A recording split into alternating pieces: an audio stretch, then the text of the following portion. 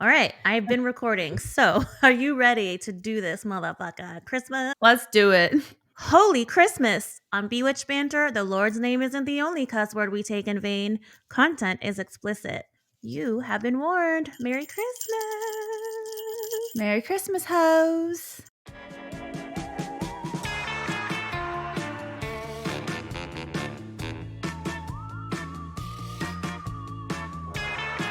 Welcome. You are listening to Bewitched Banter with two best friends. One skeptical over there in the hot pink lights.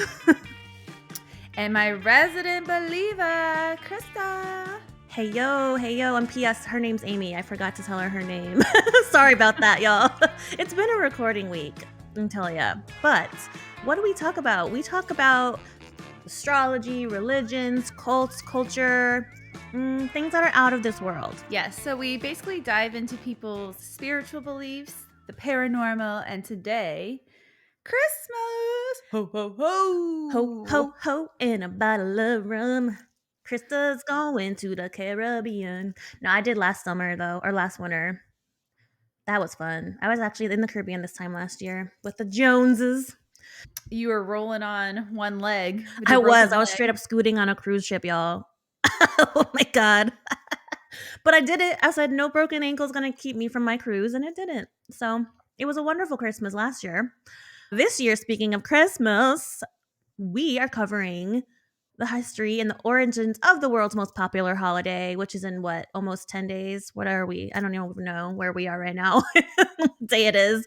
But we are covering the origins of Christmas from the very first Christmas in the Christian lens, obviously the birth of Christ, all the way through the raucous medieval Christmases that I wish we were more a part of versus like nowadays. Thanks, Puritans. We're gonna get to it. But like, have you ever wondered why the hell we even have a Christmas tree or why Santa brings gifts just because it's baby Jesus's birth? Any questions on like, did you ever like think about it or like it's just something we do? That's like something we learned in elementary school, but it's one of those useless facts you don't remember as an adult.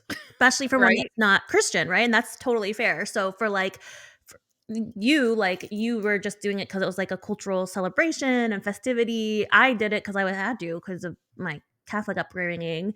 But the history of the Christmas tree will not surprise you. Actually, is not related to the birth of Christ at all. And in fact, there were many, many celebrations. Pun intended. The Christmas tree has many roots worldwide that intertwines with so many cultures. And again, not based on the Christian lens at all, which I thought was really freaking cool. Any ideas or where it came from, or if you want to recall that elementary school intro to Christmas? I know we learned about it, but I can't remember anything. And I barely remember the origin story of Santa. Oh yeah, there's several, which I'm so glad you brought up because I'm going to cover that too. There's so many from around the world, which is really, really cool. I thought like it just intertwined with all these ancient festivals and cultures and regions from Europe. So we're going to take you right into that now. We have celebrations really celebrating the solstice all the way back from Egyptians, Romans, and then of course the European pagans, which many often think that Christmas is a direct ripoff from just the pagans. It's not actually. And while in the part that's true, part of it came from pagan practices and religions based on the solstice. That's not the whole story. There's so much more intercultural weaving, and it's kind of cool. So those cultures, Egyptians, Romans, and Europeans, pagans, used trees for a variety of reasons and celebrations. And again, most do find their roots in Celtic and Germanic and Roman traditions that we celebrate today based on the winter solstice, which ranges every year between the 20th of December through the 25th of December. And that marks the beginning of a new year, new celebration, new life. And the trees represented that the harsh winters are going to come to an end and there will be life even through these harsh conditions. So that's the Okay. very baseline. Today, after these traditions and using evergreens to celebrate the solstices, we kind of get into the German traditions, and those German traditions are the ones that made it most to America that we're still celebrating today, like hence the tree behind me right now, lantern and the lights, all the things that we celebrate now and still do now, whether we know the roots of it or not, stem from mostly a Germanic lens. And I'm going to get to why, but it has to do with the royal family, believe it or not. We always circle back around to them somehow. But I just downloaded the second half of The Crown. I'm so excited. oh, so good. I know, because I have my flight tomorrow morning. So I downloaded it. I'm like excited to watch it. Oh, it's so good. I binged it as soon as it came out. The second half already? I thought it just came out yesterday. Oh, sorry, my bad. I thought you were just there's a second half. I thought you meant just like Yeah, the ending of Diana's death. Oh that shit. was only Okay, then I'm back in it to win it tonight. Thank you. that was part 1. Shit, Yeah. I didn't know they did that. Okay, done. Thank you very much. Thank you very much. All right. So speaking of family traditions and English, Emmy, as we know, is roots are there. But what were some of your traditions other than just like the tree and all that jazz? Did the Holtz do anything cool or special? Mm. So it was always just the 4 of us, because obviously all our extended families in England. I mean, I feel like we didn't go to church, so we didn't bother with that, which was You're nice. so lucky. Vince makes us go every year. Still, We go. I go to like be respectful of him and his tita, but Erica is like always. We're like always just stoned in the back pew. you're gonna end up in hell. No, but we don't do that. Oh, my dad always makes Christmas morning muffins. Those are Oh, good. what is he? What kind of muffins? I'm hungry. They have like orange zest and cranberries in them. So that's Oh my like a god, love newer that. tradition. He makes that. We haven't done this in a few years, but we used to always wear, like, this is more an English tradition. You have the firecracker, and you like pull it, and you get your king's hat, and you wear that, and you get a little toy, and it tells you your fortune. Cute. Oh, that's so Uh, cute. I mean, I think ours is very basic though. It's just wake up. We used to open presents. We don't even Uh-huh. open presents anymore because we decided to stop exchanging gifts, which I'm Gotcha. happy about. Little the Uh, same. I wish I could, but we have the kid. Wait till your nephews get older because that shit's gonna come back in full force, and it no, sucks. we still give. I'm gonna give Toby a gift, but Okay. like me and my family don't exchange gifts Mm. anymore. We decided to just stop doing it because it was like we would open gifts and then everyone was just returning stuff, and it was like, this is stupid. You guys Like wouldn't all like the that. Like my family's all like, "Oh, this is nice." See, I would rather someone be honest with me, so I'm not wasting my money though. Oh, Like for sure. go get the money and spend it on what you want. For But sure. yeah, Cool. so I mean, I don't think we're rooted too deep in our traditions. Just usually it's just about hanging out with family. Nice. Yeah, us too, mostly, besides all the Catholic BS that we did. But we used to go to mass, but not really. Now we do again and again because of like Mhm. events. And then actually it was pre-Christmas, really, is our big tradition was the Christmas tree, like National Lampoon style, go to a farm and cut down your own tree. And actually, that's where I got engaged. And that was really special. But regardless, I kind of moved past that, really proud of that. I'm like, fuck it. That was a tradition between me and my family. And that was that. But it was really cool. We'd go, and then my parents would have these raucous parties. Imagine Barb and Rob like 30 years ago, dude. If you think they're crazy now, dude, like yeah. Anyway, so we would have our family and friends come over, go hunt for the tree in the wild and cut it down, bring it back and eat and drink and be merry at my parents' house for many years, like 30 years we did that. So That sounds fun. yeah, it was. It was a good time, Charlie Brown. So that was my big one. So why the hell do we even have the tree as we have it today? Let's get into it. As I stated, it started a lot with Yule, and Yule is a pagan tradition, meaning not just the log that you throw on the tree to create warmth and light, but also the wheel. It means the like representing the wheel of life. The wheels are turning, and the seasons will turn again, as I said. And so that represented the tree of life or the world's tree. Ancient Romans, as I said, also celebrated the solstice with evergreen boughs, and the Druids in Northern Europe adorned their temples with evergreen, symbolizing eternal life. And then later, the candlelit German trees came to America not until the 1800s, which again have taken their stronghold roots in our customs today. So, how did the hell did they even really become a thing?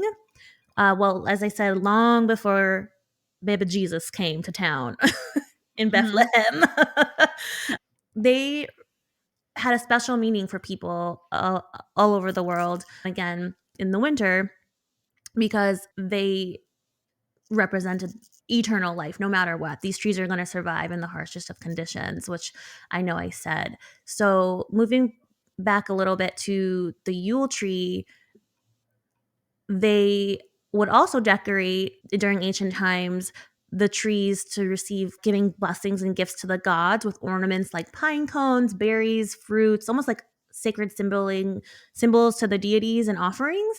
And so that's where you get the cranberries and like the popcorn and all these things that you're like, I don't know, like what I used to question it. So I'm actually kind of cool I did this research of like, why the fuck do Mhm. we even have a Christmas tree? Like what? What's Yeah. the deal? I think it is a cool tradition, and I wish, like, when the sun set so early, like, we had Christmas lights up until, like, you know what I mean, springtime. Oh god, I wish too. It'd be so nice. Also, We'll just be another depressed without them. I know.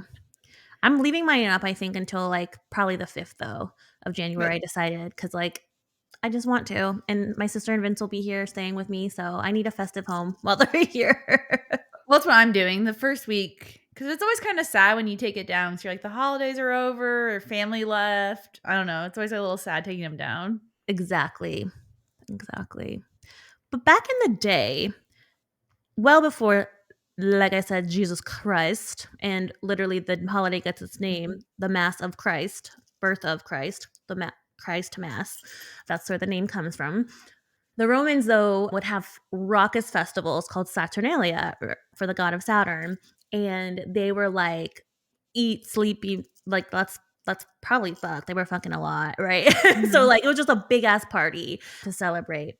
And similarly, the Vikings in Scandinavia even had reverence for an evergreen mistletoe, and they attributed that significance to a god named Balder, who obviously goes away in the winter, and so they were kind of honoring his quote death in the winter, the god of the sun or the light. So many significances. Obviously, as I said, December 21st ish in the northern hemisphere is where we start the actual solstice and beginning of spring ish, as Mhm. far as like roots are planted, they're hibernating, and obviously we know we get moving to April and they birth. So for many reasons, evergreens were used well before Baba Jesus. We do move on though to the 8th century, and we have sainthood, which thereby Christianity took its hold well by then. And there was a rumor that Saint Boniface, who obviously didn't like pagan religions, took an oak tree, but the oak tree obviously didn't grow in the winter. So instead, he used a fir and to grow in the oak tree's place. And according to him, that symbolized eternal truth and the miracle of God and the resurrection. And there's even one tradition or myth that says St. Boniface actually planted the tree upside down to show the Holy Trinity, like the points of this tree. I don't know if that's true. Who knows? Christian myths unveiled. 12th Yeah, I don't know why century. I'm asking questions like it's real. Uh, Um 12th century, though, we move into another day of feasting where the December 24th became the feast day of Adam and Eve. And they would have these, what are called passion plays or paradise plays Mhm. that featured an evergreen fir, and they adorned it with the apples, which, P.S., apples is why we have the red balls. That's what that connotes today, like Mm. harkening back to the 12th century tradition of apples on the tree. And so these plays would mark, you know, the paradise tree, or paradise being Adam and Eve. Mhm. Right. The first public display, though, according to this, was credited from a baker's guild, actually, in Freiburg, Germany. Frei- Freiburg, I'm going to say it right, Freiburg, Germany. And that tree was again filled with apples, wafers, tinsel, and gingerbread in 1419 in the public square. And those apples and wafers, again, were not only offerings and part of the feast, but the wafers represented the body of Christ, if you will, as we celebrate in Christianity. Oh, and these plays, by the way, were often referred to as a tree of knowledge. And then we see a little bit of a shift after the Middle Ages, because, by the way, the Romans and Middle Ages were very raucous parties, street festivals, and just like everybody getting drunk for 2 weeks and just like Mhm. loaded on the food and the booze and mead, whatever the hell they were drinking back then. But there was also traditions where and this is actually kind of a nice tradition that I think that stuck around, where the rich would invite the poor to dine with them and eat with them and like be one together. Just Celebrate that one day of the year. 2 weeks, but that's still, Yeah. and then they would also dress up as like with these creepy masks and like sing, and later we'll get into caroling and how that kind of transformed. Mhm. So they had these fun ass parties, and then moving on to the 17th century, Christmas trees were kind of marketed at another market in Alsace, France. I'm butchering this. It's Alsace. Alice. Maybe. I I don't don't know. know. Alsace, France. We're going with that. Alsace, France. I feel like at least France, everyone. France is where Christmas trees really began to get wide public attention there. And then in Germany, again, we have the traditions of apples and sweets and adorning the fur. However, there was a time still in England where the Christmas bashes still lasted for 2 weeks, again, with feasts, games, masquerade balls. But of course, we have across the Atlantic good old Puritans, my peeps, and they're so tightly wound that they did not like these ratchet parties. And, they thought it wasn't Christ like, or don't be out getting drunk and celebrating for 2 weeks, basically. So heaven forbid you have fun. heaven forbid you have fun. It was even noted that one of the pilgrims, Governor William Bradford, wrote in his diary on December 25th in 1620 that they were building their first home. And if you move up north towards Massachusetts, my neck of the woods ish, the Puritans literally illegalized Christmas. Like, Oh, so they're like OG Jehovah Witnesses. kinda, yeah, a little bit, but like also like that sucks. Like, They're like the no, kids who couldn't have fun in class when you had holiday parties. 1,000% totally those kids. So we were with the Puritans. However, Mhm. thankfully, not all New Englanders, whoop whoop, my peeps, not all New Englanders were as lame as the Puritans. Some of colonists brought in the holidays just as raucous as those English traditions, with parties, feasts, and even, like I said, festive masquerades, and then wassailing, which wasn't just singing, but it also involved drinking, God forbid, spiced ale or mulled wine to spread holiday Ooh. cheer, which also then became kind of caroling. So we were across the pond, and we're gonna go back across to your homeland. Mhm. Queen Victoria. Her influence on Christmas was undoubtedly probably the reason we celebrate like we do today, which is crazy to think because this is in 1846, and it's Mhm. like how one figure could have such an influence on the entire rest of the world for centuries. Like, that's crazy. But Queen Victoria and Prince Albert popularized Christmas trees in Britain and in America in 1846, mostly because there was a really sweet tradition that her mom, Queen Charlotte used to have like little fir greens around the palaces, and Prince Albert was also from Germany. And so Queen Victoria wanted to celebrate Prince Albert's heritage and really bring it into their home and their traditions, so much so that they were featured in this royal portrait with the royal family around the Christmas tree. So that image obviously was recreated, and actually you still see it similar, that tree style and art similar on those like tacky Christmas plates that are still around to this day. You know what I'm Mhm. talking about? Yeah, definitely. um so at first, popular society was like, I don't know. But then as it became more and more popular, the British royalty would be like, oh shit, we got to do what the Queen's doing. And, try to emulate what the royal family was doing to be Mhm. part of high society.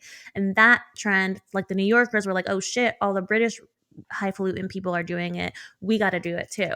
So that's kind of like the influence across the pond of like really coming into American homes in the 1890s, all because of Queen Victoria wanting to celebrate her German heritage, or Prince Albert's German heritage. So back to Germany, though, that started in the 16th century with Martin Luther, apparently, where he would light candles around the trees or on the trees, which, by the way, how the fuck did they not catch fire? Like, I don't know. I was I'm like sure wondering. they did. I was like the whole time I was like, how the fuck did they not catch fire?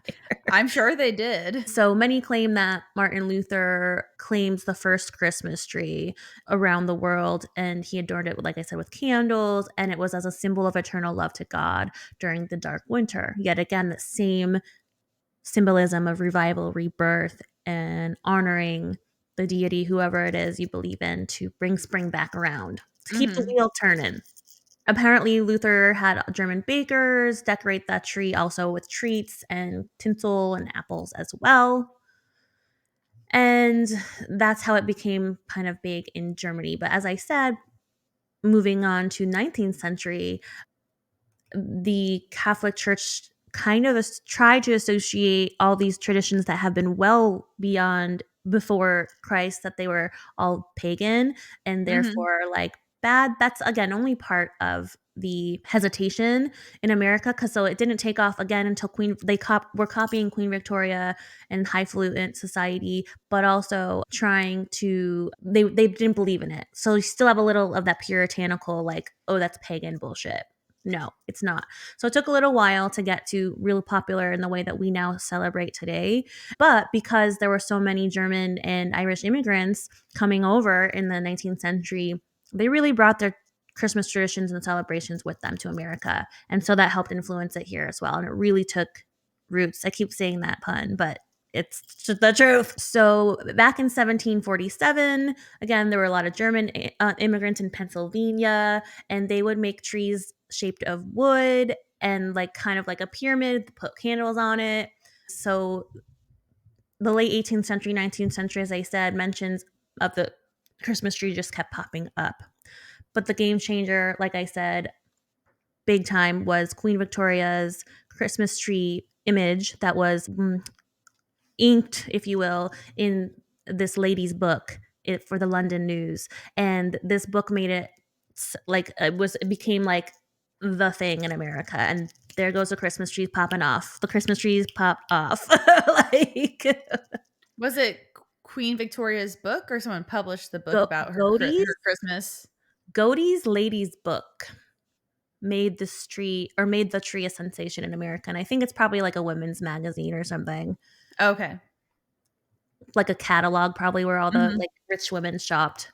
Speaking of Queen Victoria, I did tell you there was going to be some reference to Christmas ghosts, right? Okay, let's hear it. Right? Because I always wondered, like, there's the theme of so many Christmas ghost stories, like, but why?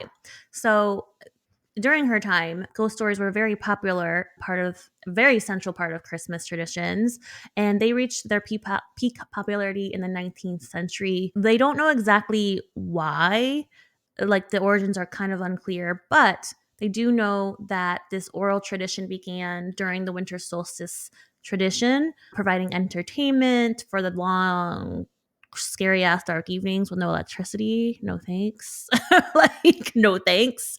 Then we get into the steam powered printing press, and the Industrial Revolution really helped to transform the oral ghost stories that they would pass down Mhm. around this time into commercializing the ghosts for widespread consumption, or these stories. So, like, obviously Charles Dickens with a Christmas Carol, Ebenezer Scrooge, and then movies. Obviously, we know the United States commercialized the fuck out of Christmas and still does. Mhm.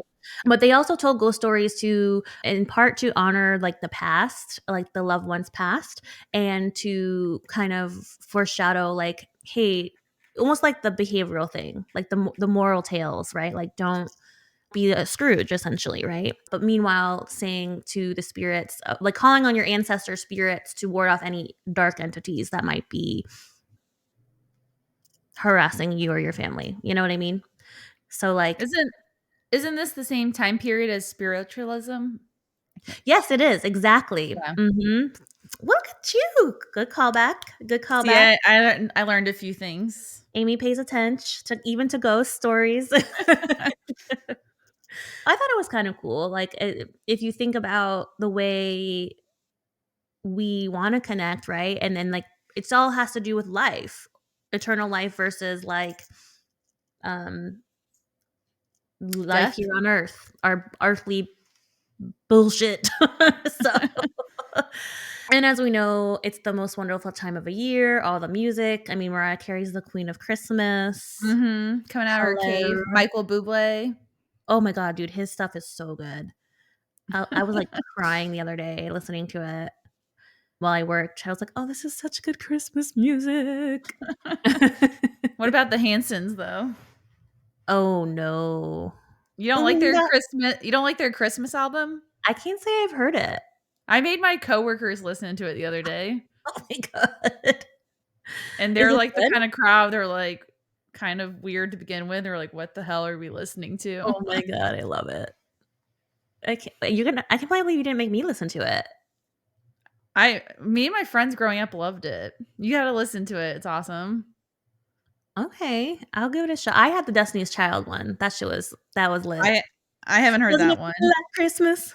And obviously Mariah, duh. Who doesn't have that? New one, 1997, it's called Snowed In, and then 2017, they came out with a second one, it's called Finally It's Christmas. Oh, that's cute. Alright, I'll That's give it past a their shot. prime, so I feel like no one listened to the second one. What's your favorite Christmas song of all time? All I Want for Christmas, Oh, Mariah Carey. good old Mariah. Mine Yeah. is the one, it was the Ronettes one. Oh my god. Not a rockin' Christmas tree. I can't think right now.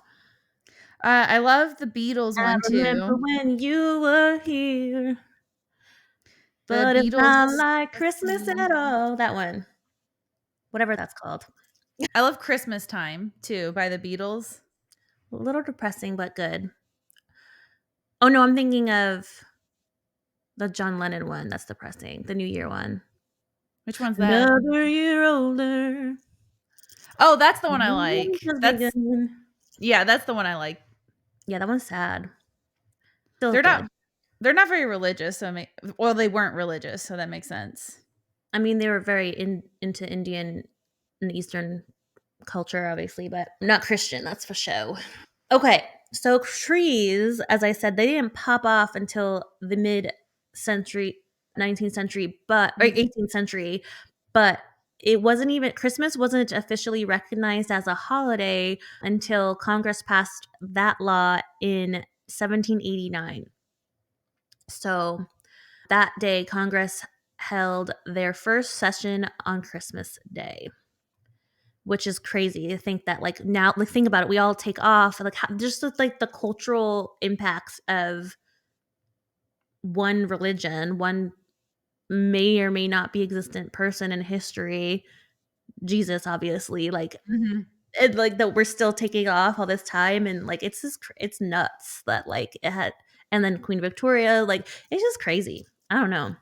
But it's Well, I feel like Congress wastes so much time voting on these stupid holidays. oh Like, yeah, it's like National Hot Dog Day. I'm like, why do we waste tax dollars having people vote that in? national I couldn't National think of Donut anything. Day. No, but there's a lot of dumb days that have been I was like, we spend time discussing this. Oh my god, I can't even. It's crazy town. Moving back to 1870, when Christmas did become a federal holiday, by this time, traditions like the tree, as we've discussed, Santa, and other gift giving had already Mhm. become part of American culture and traditions during late December, bringing us to the holiday we all adore today. And we have the Rockefeller Center Christmas tree tradition dating back to 1931 during the Depression. We have this tree now being adorned with over 50,000 lights to symbolize the holiday season in New York City. And, you know, Santa Claus is a big part of this. How did we get from, these multiple deities into like one saint that we, Saint Nick that we Mhm. commercialize? We'll leave it to America to commercialize everything. Despite the early resistance by Americans, as we know, it's like one of the busiest economic times of the year because they made it commercialized and commoditized. And so I wanted to take you through a little bit of different variations of Santa throughout the world, if you'll let me. Okay. Because it's not just Saint Nick. There's several other mythical figures that are related to Santa, either by backstory or by appearance, behavior, his myths, kind of, if you Mhm. will. But they're all different, but still, again, with that core belief of renewal and birth and celebrating the solstice. It's Mhm. really what it is. So Iceland, we have Yule lads. There are 13 men who descend from mountains during Christmas, apparently, and they prank or scare or scam misbehaving children. So there you get our little moral tale there, too. Apparently, these men are accompanied by the Yule cat, which that cat offers gifts to the well-behaved children's. And these legends are rooted in Gjörla and Lepaludi in Iceland, which I believe are cities. Sorry for the mispronunciation. Germany. You know this one. We watched this one. Oh, Krampus. Yeah, ding ding. Yeah. Obviously, popular figure in German traditions. Krampus is depicted as the half goat, half demon creature. Why is German culture so dark? Like, what the fuck? I mean, Christian culture is dark. You Yeah, it hung is. Jesus on a cross. So, I mean, it's the whole culture is kind of dark. Yeah, good point. Very good point. And then they hang it up at the front of a church. Yeah, People wear the cross, which I'm like, that's a torture device. it literally is. Which Obviously, as we know, Krampus punishes naughty children or eats them. And this originates from pagan beliefs. Krampus is now portrayed by individuals in a hairy costume with demon masks around Germany. Like, how Mhm. fucking scary. No thanks. I'm good. I don't need I those. mean, it's kind of scary to think some random fat man comes down your chimney. True. Little borderline rapey also was sitting on Santa's lap. Like, what the fuck? No I don't thanks. know about that, but I'm just saying, like, if you take it out of context, we're like, oh yeah, and some stranger just comes into your house at night. So true. And eats your shit. Oh, Yeah, we and by always the way, you gotta feed his reindeer. By the way, like, no. that's a tradition. My dad read me a book as a kid about how Santa, it's a British book, of course. Americans Oh, wouldn't have this book, cool. but Santa really hated milk. So we would leave him whiskey and mince pies. He really I liked love whiskey. that. That's so Yeah. sweet. Yeah, it was Mm. all about how he really wanted whiskey or something like that. Oh my god, I love that. I mean, because you know who really wanted that whiskey? Yeah. Dave. No So name. that's the British for I you. love that. Oh my god. Yeah, my dad would always put like a little rum in the milk, I think. Wonder Sounds why. about right. Yep. We're moving on to Finland. The name is, I'm gonna screw this one up again. Apologize. Joulupuki. Joulupuki is a legendary figure in Scandinavia and is celebrated in Finland, translated as the Yule goat, very similar to the goat figure of Krampus. But this Yule goat is an old man who is similar to Santa Claus in that he travels on a reindeer pulled sleigh, and he delivers gifts to the children.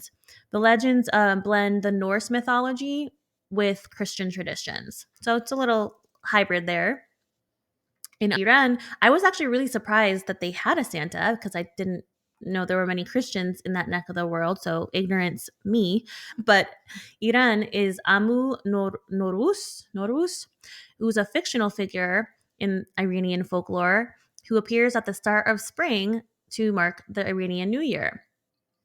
Again, similar to Santa, Norus, also known as Papa Norus, is depicted as a silver-haired old man who brings gifts to children.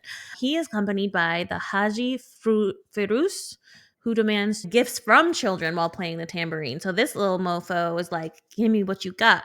I'm taking it. I'm stealing your shit. Okay, Russia, we have Dead, D-E-D, not D-E-A-D, Dead Moros, and this is their equivalent of Santa, also present in Ukraine.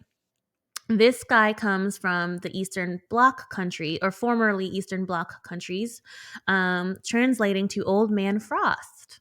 So, okay, cool. He's depicted with a long white beard, wearing a fur coat, hat, and carrying his magic staff. The man with the long white beard also appears on New Year's Eve in Russia. Northern Europe is Nisse? One with Nisse, Nisse. A mythical figure also in Scandinavian folklore. Nisse is a small dwarf representing or resembling a garden gnome. So hence the pointy hat, like Santa. During the winter solstice and Christmas, Nisse traditionally is a gift giver. But he's gradually taken on aspects of Santa Claus due to the commercialization of Christmas. So, little elf to big fat guy.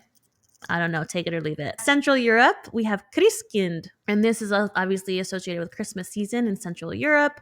Apparently, Christkind is a sprightly child with angelic wings, and this Christkind was created by Martin Luther as well in the 16th century. This figure gives gifts to children during Christmas, symbolizing baby Jesus in Protestant traditions.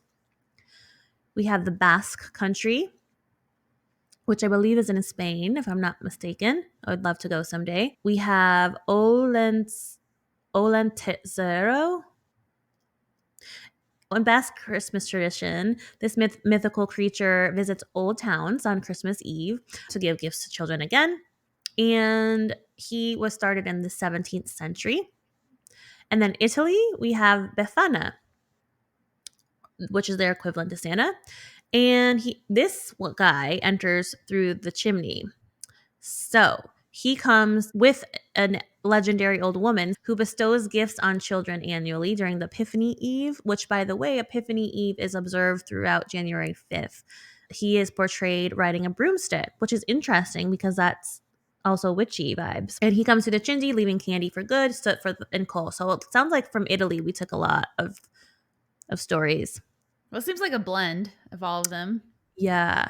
And in modern Italy, Befana is known as the Christmas witch. Central Europe, finally, Michaelis. Does that sound like anything? You said Nicholas? Well, St. Nick, Michaelis. right? Yep, Nicholas? exactly. Yeah. So Michaelis is celebrated in some Central European countries like Czech Republic, Hungary, Slovenia, Romania, Poland, and Slovakia. Saint Miklos or Mikulas gives similar vibes to Saint Nicholas, exactly like you said. Mm-hmm. And he originated in Hungary. And the legend involves Michaelis accompanied by assistants visiting homes on December 5th. Again, well-behaved children get good stuff, while the poor are given a wooden spoon or other items like raw potatoes. So, of Santa versions. Mm-hmm. I do have one more little segment if you are willing to stay with me here. No, I'm signing off. And sometimes you do. You have once before. Sustainability. So I want to get into the fake versus real tree debate. As you can see, I've got a fake one behind me. I used to do the real ones, as I said at the top, and I loved the smell. There's nothing like that vibe or that experience with your family, all crazy as they are. Love you, mean it. But I want to know what your take is. What do you think on the debate of fake versus real? I already know the answer to this. Oh, you do. What do you got? The real tree is way more sustainable than a fake tree. There are debates on this actually to this day, but the Nature Conservancy would point to yes, they are more sustainable, Mhm. obviously being the nature conservancies. But they do say that purchasing real Christmas trees obviously supports local economies, maintains healthy forests, contributes to the carbon reduction efforts, and sustainable forest management is crucial in the fight against climate change. Mhm. So that then thereby helps provide renewable resources to supporting local communities. And like I said, we did that for 30 years. It was a local tree farm called Jones Tree Farm, and that was really cool. So there's a lot of stats that are out there for the debate because some will argue that the fake tree, you're not chopping it down, you're not contributing to deforestation. But again, nature But can my thought is, how many years does it take for a plastic tree to break down compared to never. a real tree? Exactly. So for every tree purchased, farmers plant 1 to 3 seedlings, and they said help efforts for the Nature Conservancy's Plant a Billion Trees initiative. So maybe something we could look into because that'd be kind of Well, cool. even Um, Halloween, they say so many, I can't remember how many millions of tons of pumpkins end up in the landfill. And they were like saying there's ways you could uh, you could donate the pumpkin to I don't know, to be used as for livestock to feed animals. There's other things you can do oh, other than cool. just it ends up in a landfill. Or compost Mhm. it. Erica and Vince tried to compost for like 2 years, and it's like this shitty little plastic bin outside, and I'm like, "You guys, it's not doing anything." I I love them, but I'm like, "You guys, I don't think it's working." I feel like it attracts rats and stuff because where we live, it's like you only get a tiny yard, so I don't really want to attract all the rodents and stuff. Yeah, no, in 1964, there was a Time magazine article though that spilled the tea on the rise of fake trees, and fortunately, fake trees are still dominating the world, or American worlds, I should say, with 82% of American households going for an artificial tree as of 2018. Not to get depressing, but imagine how many Christmas cards people send that end up in the landfill, Christmas Mhm. pictures, presents people don't want, and they're too nice to say they don't want it, ends up in the landfill. I mean, I don't know. I don't want to be like a Scrooge, but there is a lot of waste around Christmas. No, there really is, and my mom used to tell us that all the time. She would get so pissed off, like, "This is just so commercialized," she would say, and I'm like, "But mom, you're like one of the biggest consumers." I mean, it's easy to point the other direction, but yeah, I think even the wrapping paper we use, Oh, yeah. that can't I be hate that. recycled either. Not to bring down the holiday Oh, it cheer. can't? Well, I think from my understanding, the way they make it, it can't be. Oh, Unless you're shit. using brown Well, paper. oh, fuck. That makes sense with all the sparklies and the metals Yeah, in because I've there. no some people, I noticed they show sustainable ways to wrap your presents, like doing an old fabric or newspaper. Mhm. Like the sack, like a Yeah, Santa the brown sack. Yeah. paper. I don't know. So that stuff is kinda interesting. It is. I know, I kinda wish I had a real one behind me now that we're Me talking too. about this, but I've maybe had not. the same tree for 10 years, so I'm hoping if I have it for maybe another 30, maybe I'll make up for it. You will, for sure. Yeah. Definitely. But regardless, whether you go for fake or real, we're all part of a very happy holiday tradition, and, Christmas trees history really has a rich tapestry, like I said, woven all the way from times. And the Christmas tree remains a symbol of celebration and a time to connect with not only your people, but with nature, especially if you do get a real. So it's a universal symbol, obviously celebrated throughout the world and representing either it's whether you do have a faith, your family, any traditions, and just joyous celebrations. So in conclusion, the Christmas tree belongs to everyone. Merry Christmas. Ho, ho, ho. Singles. Jingle, jingle all the way. Merry Christmas, Yay! Bewitches. Wait, hold on. I have a question. What do you want for Christmas? All I want for Christmas is you and you. Me. No, I want to say Happy New Year, and let's all shoot for joy and light in 24 because we won't be seeing you to the flippity flip, I don't think, until the new year. So really enjoy the rest of the year and what 2024 has to bring for you all.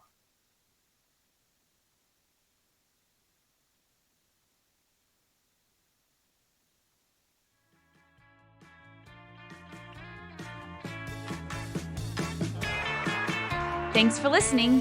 Check us out on Instagram or bewitchedbanter.com. Suggestions for the show? Emails at bewitchedbanter@gmail.com. Credits, Music Phantom Fun by Jonathan Boyle from premiumbeat.com. Podcast, edited and produced by Krista Hinds and Amy Holt. As always, if you enjoyed, please rate, review, and subscribe.